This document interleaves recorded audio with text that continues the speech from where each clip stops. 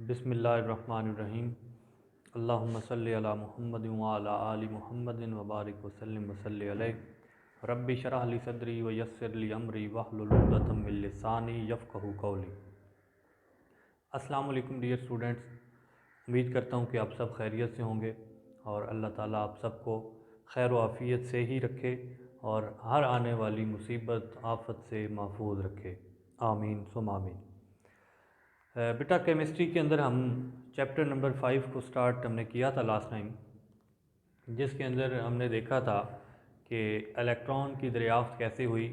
उससे पहले हमने गैस डिस्चार्ज ट्यूब के बारे में कुछ पढ़ा था और आपने देखा था कि गैस डिस्चार्ज ट्यूब कैसे काम करती है। इसी तरह गैस डिस्चार्ज ट्यूब के अंदर उसके बाद हमने इलेक्ट्रॉन की दरियाफ्त के बारे में पढ़ने जा रहे थे और हमने पढ़ना था कि इलेक्ट्रॉन को कैसे दरियाफ्त किया गया और किसने दरियाफ्त किया। तो बेटा जो कैथोड रेज़ हमने उस वक्त पढ़ी थी गैस डिस्चार्ज ट्यूब के अंदर कि जिसने अपोजिट टू एनोड क्या पैदा करवाया था, फ्लोरिसेंस पैदा करवाया था। क्या पैदा करवाया था? फ्लोरिसेंस, जिसको क्या कहते हैं? चमक। क्या कहते हैं जी?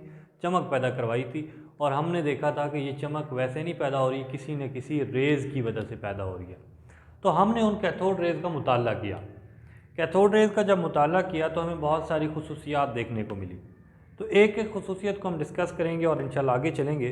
सबसे पहली जो बेटा खुसूसियत है वो है travel in a straight line, कि जो कैथोड रेज़ हैं वो सीधी लाइन के अंदर हरकत करती हैं।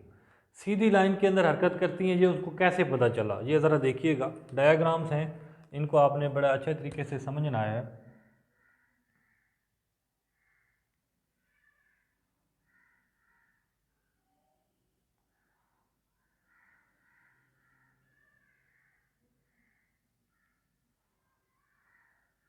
ये बेटा आपके पास अगर कैथोड हो जिसके ऊपर नेगेटिव चार्ज है, वो कहते हैं अगर ये कैथोड हो, इसको आप इलेक्ट्रिक फील्ड के साथ कनेक्ट करते हैं तो जब यहाँ से रेज़ निकलती हैं, क्या निकलती हैं जी?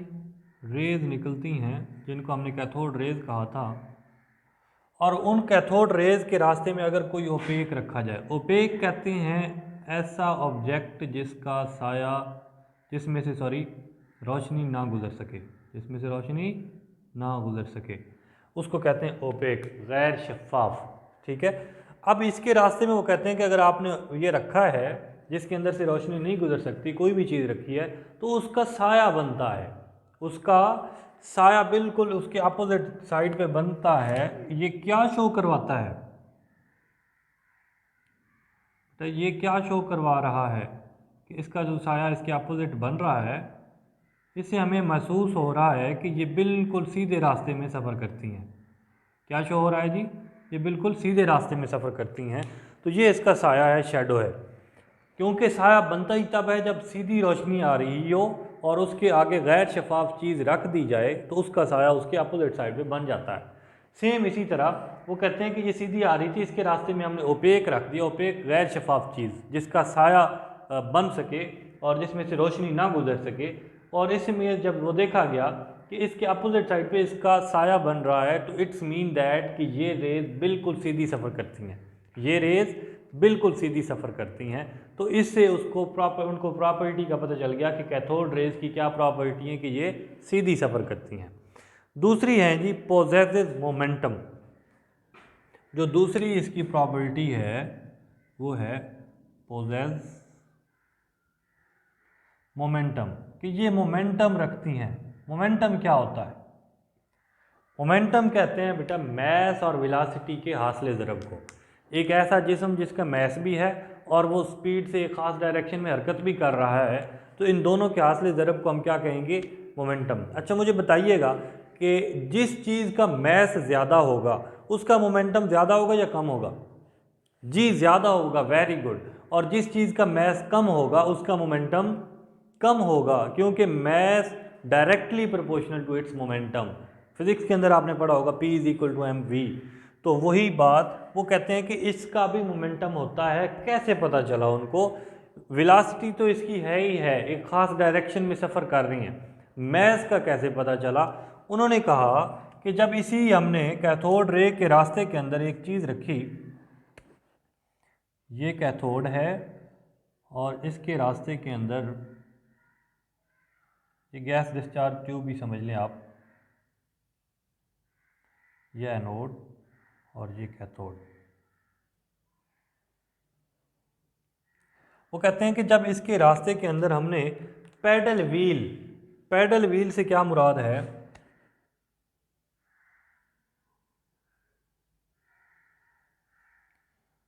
ये ऐसे करके पैडल व्हील रखा तो वो पैडल व्हील को घुमा देती हैं। क्या देती हैं?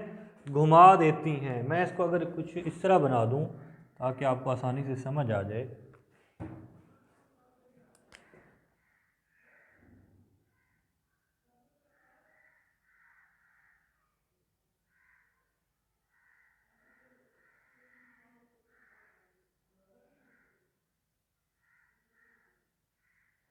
तो ये जो आपके पास पैडल, ये व्हील है, ये इस तरह घूम जाता है ऐसे। मतलब क्या है कि जब ये रेज यहाँ जाके इसको टकराती हैं इसके एक सिरे को, तो इसको घुमा देती हैं, इसको घूमने पे मजबूर कर देती हैं। जब ये घूमने पे मजबूर कर देती हैं तो इट्स मीन दैट कि इनका कुछ ना कुछ मैस है, तभी तो ये इससे टकरा के और इसको हरकत देती हैं।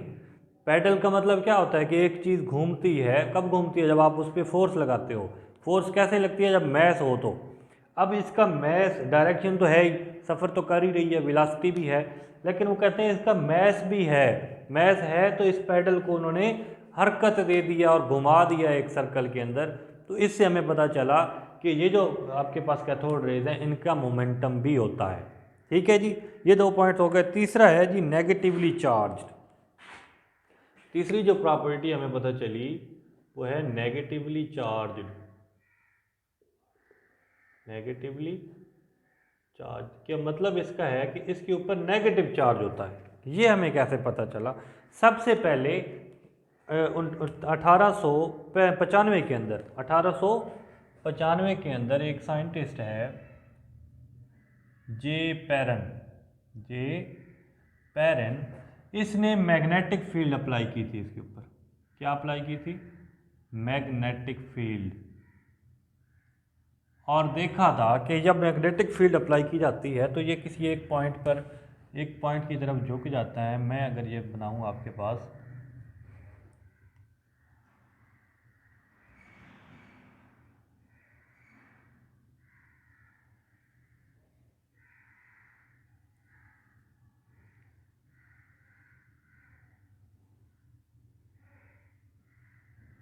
ये आपके पास अगर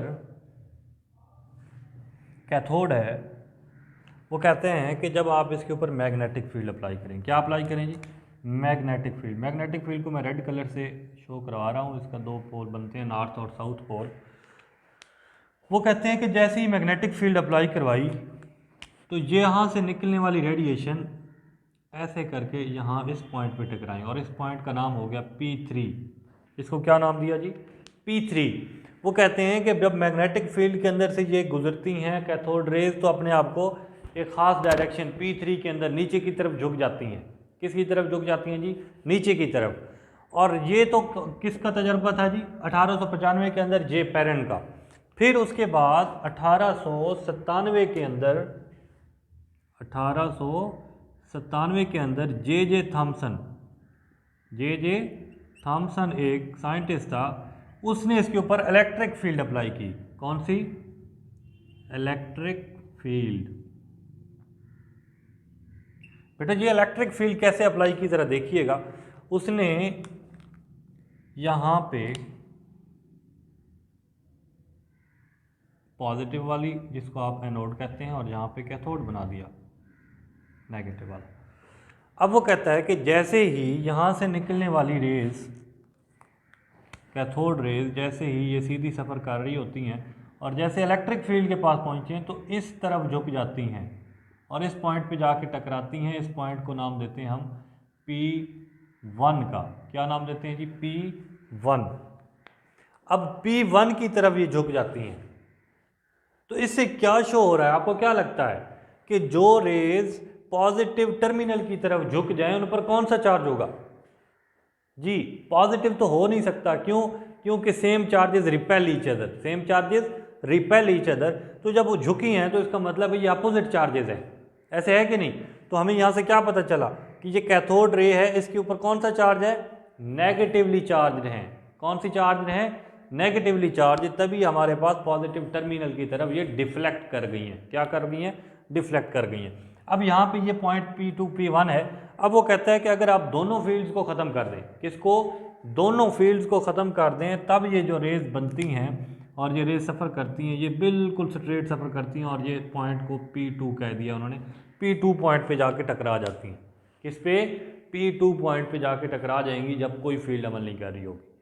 और एक और बात यहाँ पे बड़ी गौरतलब है, वो कहते हैं कि जब इसकी इलेक्ट्रिक और मैग्नेटिक फील्ड को हमने ऐसा एडजस्ट किया है कि ना वो P3 पे टकरा रही थी, ना वो दोनों एट अ टाइम काम कर रही हैं, इलेक्ट्रिक भी और मैग्नेटिक भी। पहले जो मैंने बात की थी वो सिर्फ मैग्नेटिक फील्ड अप्लाई की थी, फिर मैग्नेटिक ख़त्म, फिर इलेक्ट्रिक फील्ड जे थॉमसन ने अप्लाई की थी। अब मैं कह रहा हूँ कि दोनों फील्ड को ऐसे अप्लाई किया जाए कि दोनों को मेंटेन किया जाए, कि अगर ये नीचे झुकने लगे तो इलेक्ट्रिक फील्ड बढ़ा दी जाए, और अगर ये ऊपर जाने लगी मैग्नेटिक फील्ड बढ़ा दी गई ताकि ये नीचे आए। वो कहते हैं कि ऐसा उनके दरमियान तवाज़ुन बरकरार रखा कि वो P2 पे टकराएं, P2 पे टकराएं। P2 पे कौन सी दो कंडीशन होंगी जब टकराएगी, पहली कंडीशन कि ना ही इलेक्ट्रिक फील्ड हो और ना ही मैग्नेटिक फील्ड हो, दोनों फील्ड ख़त्म, P2 पे टकराएगी। अब वो कहते हैं कि अगर दोनों फील्ड अप्लाई करते हैं, उनको ऐसा एडजस्ट किया जाए कि दोनों की मिकदार को ऐसा एडजस्ट किया जाए कि वो P3 या P1 की बजाय P2 पे टकराए। ये बात उम्मीद है कि आपको समझ आ गई होगी। तो यहाँ पे नेगेटिवली चार्ज हमें पता चला इस तजर्बे से, ये कैथोड रेज के ऊपर नेगेटिव चार्ज होता है। फोर्थ वन है प्रोड्यूस फ्लोरिसेंस। प्रोड्यूस फ्लोरिसेंस क्या मतलब है जी इसका, फ्लोरिसेंस मैंने आपको बताया था चमक। बेटा हमने पढ़ा था लास्ट टाइम कि जब आपके पास कैथोड रेज जब ग्लास वॉल के साथ टकराती हैं तो चमक पैदा होती है। क्या पैदा होती है, चमक पैदा होती है। तो ये चमक भी पैदा करती हैं, फ्लोरिसेंस पैदा करती हैं। तो यहाँ पे कुछ आपको दिए गए हैं, वो कहते हैं कि गिलास ट्यूब के साथ जब टकराएगी,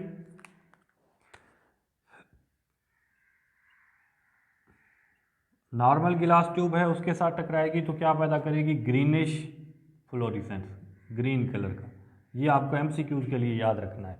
फिर उसके बाद अगर एलुमिना के साथ, एलुमिना की बनी हुई गिलास ट्यूब है या ट्यूब है उसके साथ टकराएगी तो रेडिश, कौन सा जी, रेड फ्लोरिसेंस पैदा करती है। अगर टिन की बनी हुई है मटेरियल, टिन का बना हुआ है डिस्चार्ज ट्यूब, तो उसके साथ टकराएगी उसकी वाल के साथ तो येलो फ्लोरिसेंस पैदा करेगी। ये एमसीक्यूज अक्सर पूछा जाता है कि टिन की अगर हमारे पास गैस डिस्चार्ज ट्यूब हो तो जो आपके पास कैथोड रेज टकराती हैं तो कलर कौन सा पैदा होता है, तो आपने उसको बताना है कि येलो है या फिर एलुमिना है तो रेड है। तो यहाँ तक आपको फ्लोरिसेंस की भी समझ आ चुकी है। फिफ्थ पॉइंट है आपके पास प्रोड्यूस एक्स रेज। ये हमारा टॉपिक है, उम्मीद तो करता हूँ कि ये शामिल होगा हमारे कोर्स के अंदर आगे भी, नहीं तो वैसे फर्स्ट ईयर के अंदर है ये टॉपिक, प्रोड्यूस एक्स रेज। बेटा ये एक्स रेज भी पैदा करती हैं, जो कैथोड रेज हैं एक्स रेज भी पैदा करती हैं। किस वक्त, वो कहते हैं जब इसके रास्ते के अंदर, ये कैथोड रेज है ना, इसके रास्ते के अंदर हाई एटॉमिक नंबर वाली मेटल रखी जाए। मेरे बात दोहराइएगा, मैंने क्या कहा है, जब कैथोड रेज के रास्ते में हाई एटॉमिक नंबर वाली मेटल्स रखी जाएं, उसके टकराने के बाद ये एक्स रेज पैदा करती हैं। कौन सी रेज पैदा करती हैं, एक्स रेज, जो आप एक्सरे करवाते हैं आम जाके, तो ये आपके पास कैथोड रे जैसे ही हाई एटॉमिक नंबर वाली, हाई एटॉमिक नंबर वाली कौन सी हो सकती हैं, transition elements are high atomic number. जितने ट्रांजिशन एलिमेंट्स हैं उनका एटॉमिक नंबर बहुत ज़्यादा हैं, बढ़ते जाते हैं। तो वो कहते हैं उस मेटल को आप सामने रखोगे, जैसे ही उसके रास्ते में रखते हो आप, मैं यहाँ पे आपको समझा देता हूँ कि आपने कैथोड रेज के रास्ते में ये मेटल रखी ऐसे करके, जैसे ही ये इससे टकराएंगे, टकराने के बाद, ये मैं रेड कलर से शो कर रहा हूँ, तो ये टकराने के बाद यहाँ से इस तरह नीचे टकरा वापस आ जाती हैं। ये जो रेज़ हैं, अगर यहाँ से हम विंडो बना दें एक, ये रेज़ बाहर आती हैं, तो इन रेज़ को हम एक्स रेज़ कहते हैं। क्या कहते हैं जी, एक्स रेज़। ठीक है जी, ये हाईली एनर्जेटिक रेज़ होती हैं और उसका प्रोसेस क्या है वो आगे हम पढ़ेंगे इंशाल्लाह। अगर उसकी डिटेल हुई तो। लेकिन आपको ये पता चल जाना चाहिए कि कैथोड रेज जब हाई एटॉमिक नंबर वाले किसी भी एलिमेंट के मेटल के साथ टकराती हैं तो क्या पैदा करती हैं, एक्स रेज पैदा करती हैं। तो ये उम्मीद करता हूँ कि आपको याद रहेगा इंशाल्लाह। फिर उसके बाद है पॉजेसेस एनर्जी, 6 पॉइंट है, ये पॉजेस करती हैं एनर्जी को, कि हमें पता चलता है कि इनके अंदर एनर्जी है। कैसे पता चलता है एनर्जी है? एक तो एनर्जी का हमें मैं इसका पता चला कि इसने रास्ते में क्या किया, ओपेक रखा तो उसका साया बना दिया। अब एनर्जी, वो कहते हैं कि अगर इसके रास्ते में कोई मेटल रखी जाए, कोई चीज़ रखी जाए तो वो गर्म हो जाती है। क्या हो जाती है?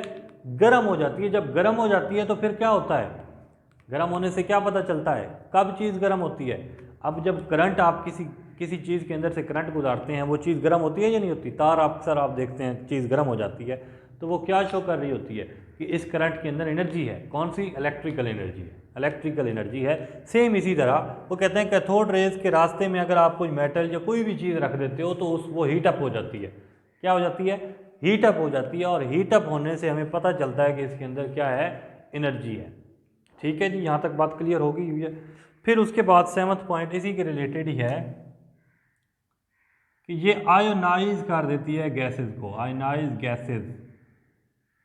अगर इसके रास्ते में गैस आ जाए तो गैस को आयोनाइज करवा देती है। जिस तरह हमने ये मैं कहता हूँ कि कैथोड रेज है और यहाँ पे आपने गैस आयन पड़े हुए हैं, सॉरी गैस मॉलिक्यूल्स हैं। जैसे ही गैस मॉलिक्यूल इसके रास्ते में आएंगे, इनके इलेक्ट्रॉन को बाहर निकलवा देगी और ये पॉजिटिव बन जाएंगे। क्या बन जाएंगे? पॉजिटिव बन जाएंगे, ऐसे करके। ठीक है, तो ये इलेक्ट्रॉन को बाहर निकाल देते हैं। क्यों? जब ये खुद निकलने वाले नेगेटिव इलेक्ट्रॉन भी ही होते हैं, हम आगे पढ़ रहे हैं, तो नेगेटिव रेज हैं जो जैसे ही इलेक्ट्रॉन को स्ट्राइक करते हैं, जैसे बिलियर्ड नहीं होता स्नोकर के अंदर एक बाल दूसरी बाल को जब स्ट्राइक करती है तो वो बाहर निकल जाती है, ये भी सफ़र करती है आगे। सेम इसी तरह जब इसके रास्ते में इलेक्ट्रॉन्स आते हैं, क्योंकि ये गैसेज हैं, गैसेज के बाहर इलेक्ट्रॉन ही मौजूद होते हैं ना, जब ये टकराती हैं उनसे तो ये उनके इलेक्ट्रॉन को बाहर निकलवा देती हैं, तो वो फिर आयोनाइज हो जाती हैं, उसके ऊपर पॉजिटिव चार्ज आ जाता है। ठीक हो गया।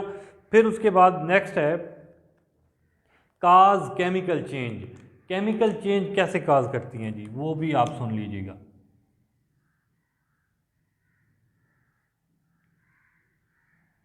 काज केमिकल, बेटा केमिकल का ताल्लुक किस चीज़ के साथ है कि ये इसकी केमिकल प्रॉपर्टी क्या है? शायद मैंने पहले भी आपको बताया हो, केमिकल प्रॉपर्टीज़ का ताल्लुक इसके इलेक्ट्रॉन्स के साथ होता है। किसके साथ होता है? इलेक्ट्रॉन्स के साथ। दोबारा दोहराइए, केमिकल प्रॉपर्टीज़ का ताल्लुक किसके साथ है? इलेक्ट्रॉन्स के साथ। जिस तरह वैलेंसी हो गई, केमिकली कैसे रिएक्ट करता है, इलेक्ट्रॉन देने वाला है, इलेक्ट्रॉन लेने वाला है, कोविलेंट बॉन्ड बनाने वाला है, ये सारा केमिकल प्रॉपर्टीज़ ही हैं। तो बेटा जब इलेक्ट्रॉन्स के अंदर केमिकल चेंज कर देती हैं, कैसे? जब ये आपके पास कोई भी एटम है, वो इसके रास्ते में आएगा, उसके इलेक्ट्रॉन को निकलवा देंगी बाहर, तो वो केमिकली तो तब्दील नहीं हो गया। पहले 4 इलेक्ट्रॉन थे, अब 3 रह गए, अब ये ज़्यादा रिएक्टिव हो जाएगा, तो केमिकली उसको तब्दील कर देती हैं कि उसके अंदर से इलेक्ट्रॉन को निकलवा देती हैं। ठीक है, तो ये केमिकल चेंज का बायस भी बनती हैं इसके रास्ते में। अगर जो अब ये देखें, ये केमिकली कुछ और रिएक्ट करते होंगे, अब ये पॉजिटिव आइन है, इनका रिएक्शन अलग होगा, आइंस तो अलग रिएक्शन करते हैं ना, ठीक है, नॉर्मल एटम से, तो ये केमिकली चेंज कर देते हैं एटम्स को। फिर उसके बाद है 9th one, pass through thin foil. Pass through thin foil,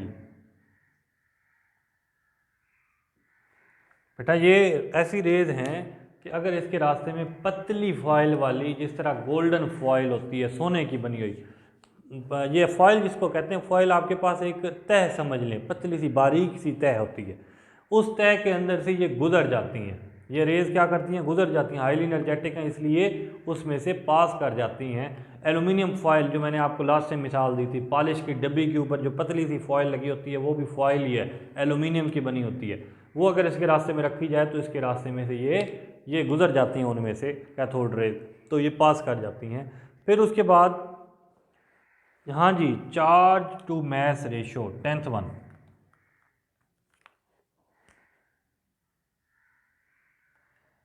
charge to mass ratio, इसको हम कहते हैं E/M। E for electric charge, M for mass. Electric charge over mass ratio, ये जब मालूम की गई electric charge to mass ratio, तो बेटा हमें पता चला कि ये बेसिकली इलेक्ट्रॉन है। क्या है? इसका बराबर है इलेक्ट्रॉन्स के बराबर है। किसके बराबर हैं जी? इलेक्ट्रॉन्स के बराबर है इसकी E/m रेशो, ये हमें यहाँ से पता चला। फिर उसके बाद लास्ट वन कंक्लूजन आपके पास कि जब हमने कंक्लूड किया, क्या कंक्लूजन हमारे पास आई? कंक्लूजन्स के अंदर सबसे पहले हमें पता चला कि इसकी E/m रेशो और इसकी सारी प्रॉपर्टीज़ इलेक्ट्रॉन जैसी ही हैं, और यहाँ से हमें पता चला कि ये बेसिकली ये पार्टिकल्स क्या हैं? इलेक्ट्रॉन्स हैं। और एक बात और याद रखिएगा, एक साइंटिस्ट है स्टोने नामी साइंटिस्ट है, जिसने नाम दिया पहली दफ़ा इलेक्ट्रॉन्स, नेगेटिवली चार्ज्ड पार्टिकल्स को क्या नाम दिया? इलेक्ट्रॉन्स का। क्या नाम दिया जी? इलेक्ट्रॉन्स का। तो ये आपके पास साइंटिस्ट है जिसका नाम स्टोने था, उसने इलेक्ट्रॉन का नाम दिया। उसके बाद जे थॉमसन ने ये जो उसने एक प्रूफ किया, J Thomson proved that cathode rays are actually a stream of negatively charged particle, कि ये जो इलेक्ट्रॉन्स हैं, ये कैथोड रेज है नेगेटिवली चार्ज्ड पार्टिकल्स हैं। क्या है? छोटे छोटे जर्रे हैं नेगेटिवली चार्ज्ड। फिर उसके बाद ही कैलकुलेटेड देयर E/m रेशो, जैसे मैंने अभी आपको बताई। He found that the E/m ratio remain same for every gas. वो कहते हैं कि अगर इसके अंदर कोई भी गैस भर दी जाए, गैस डिस्चार्ज ट्यूब के अंदर, इसकी E/m रेशो सेम रहती है। इसका मतलब क्या हुआ? कि ये गैस पर डिपेंड नहीं करती। जो गैस हाइड्रोजन भर लें तब भी E/m रेशो सेम है इनकी, अगर ऑक्सीजन भर लें तब भी इसकी E/m रेशो सेम है। फिर उसके बाद उसने कहा कि गैस के जो ग्लास ट्यूब है, उस ट्यूब को भी हमने चेंज किया, तब भी इसकी E/m रेशो सेम है। तो मतलब क्या है कि इसकी E/m रेशो डिपेंड नहीं करती गैस पर और ना ही गिलास के मटेरियल पर, गैस डिस्चार्ज ट्यूब के मटेरियल पर। He concluded that these are fundamental particle of atom.